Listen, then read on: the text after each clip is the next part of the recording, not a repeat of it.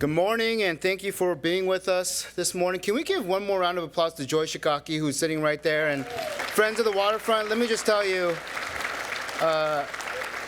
personally, I think what's been done on the waterfront is just a total gem. So thank you so much, Joy, for all the terrific work that you've done to bring that gem to us. Many of you may remember in 2023, when I started my term as Commission President, we set out a vision to create a port of the future. As you heard from Executive Director Metrick, and I know you will hear from my colleagues today, the work we are doing now is setting us on that course and has positioned us as global leaders on many, many issues. That progress from a policy level to the strategic investments of almost $5 billion in our capital program over the next 5 years is why we are now looking beyond the port of the future and into a port for the future. As a port, it's our role to support economic opportunity and job creation through our gateway. Our success is tied to overall success and the growth of the region. As we know, Seattle and the Puget Sound region continues to be a source of business investment and economic success. We saw, as Steve mentioned, in 2024, that resulted in a record year at Seattle Tacoma International Airport, something we continue to expect into 2025. I'll use the words of our Aviation Managing Director, Lance Little, to say, our task at SEA is how can we accommodate that growth and do it in a way that provides the highest level of customer service, especially as we look ahead to 2026 when we welcome the world to Seattle as part of the FIFA World Cup. And based on 2024, it is clear that the world wants to come to Seattle. Last year, SEA welcomed 8 new services to destinations from Taipei, Manila, Chongqing, Liberia, Costa Rica. Travelers out of SEA now have 56 options to 35 international destinations on 28 different airlines, and it's not stopping. So far this year, we have new services to Copenhagen, Zurich, Kelowna. Alaska Airlines and Hawaiian Airlines will also start flying to Tokyo and Seoul. And Delta Airlines will start direct flights to the nation's capital. To accommodate this growth and provide a great customer experience, we continue to make progress on Upgrade SEA suite of projects.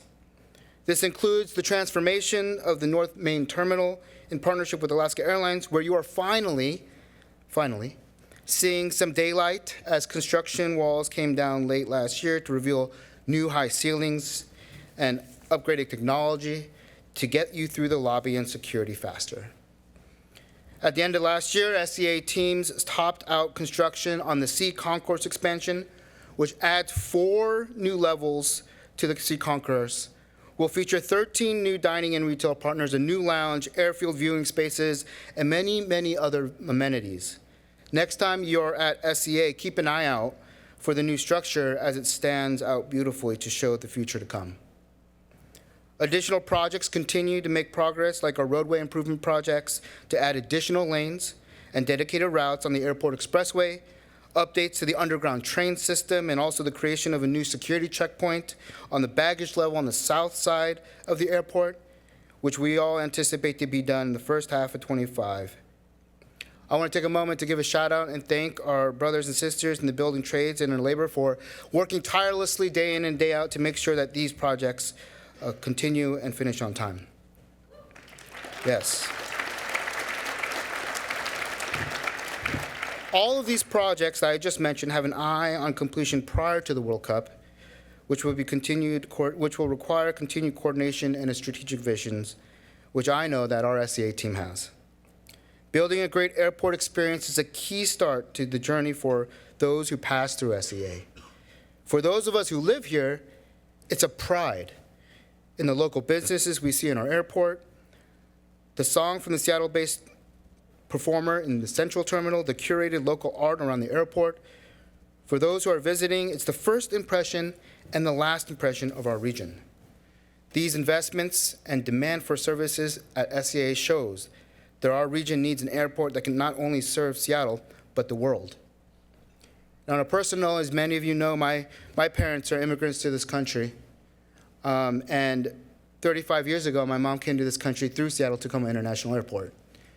And for our 75th anniversary of the airport, I had this really special opportunity to walk through the airport and the terminals with my mom.